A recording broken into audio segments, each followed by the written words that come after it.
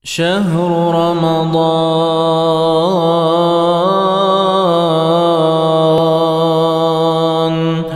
رمضان الذي أنزل فيه القرآن. Assalamualaikum warahmatullahi wabarakatuh. Alhamdulillah wassalatu wassalamu ala rasulillah amma ba'd. Kaum muslimin dan muslimat yang dimuliakan oleh Allah subhanahu wa ta'ala, ibadah tidak akan diterima oleh Allah kecuali dengan dua syarat. Termasuk diantaranya adalah puasa. Maka usahakan puasa kita karena Allah subhanahu wa ta'ala, bukan karena yang lain. Bukan karena ingin pujian, bukan karena ingin dilihat, bukan pula untuk menguruskan badan, tapi hanya karena Allah. Wa ma umiru illa liya'budullaha mukhlishina lahuddin.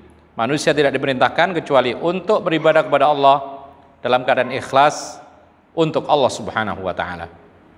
Yang kedua, maka semua ibadah harus sesuai dengan petunjuk Rasulullah SAW. Karena jika tidak, maka Nabi SAW mengatakan, man amila amalan laisa alaihi amruna fawarat. Barang siapa beramal suatu amalan yang tidak ada dasarnya dari kami, maka akan ditolak oleh Allah subhanahu wa ta'ala. Maka salah satu yang paling penting dalam puasa kita itu bukan hanya untuk merasakan lapar saja, tetapi bagaimana puasa kita lebih bermakna dan sesuai dengan tuntunan Rasulullah SAW. Karena Nabi pernah mengatakan, rubba sa'imin hadzuhu min siyamihi al-ju' wal 'atash. Kadang-kadang ada orang puasa tidak dapat apa-apa kecuali lapar dan dahaga. Oleh karena itu, ada orang yang mengatakan, saya puasa tapi nggak mau melakukan sahur. Ketika ditanya apa alasannya, supaya lebih terasa laparnya, kita katakan ini tidak sesuai dengan petunjuk Rasulullah SAW.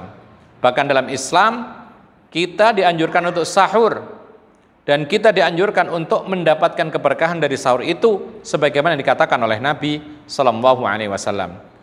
Anggap saja suatu ibadah yang lain, kurban misalnya. Ada seorang yang bernama Abu Niyar. Pada zaman Rasulullah semangat dalam beribadah.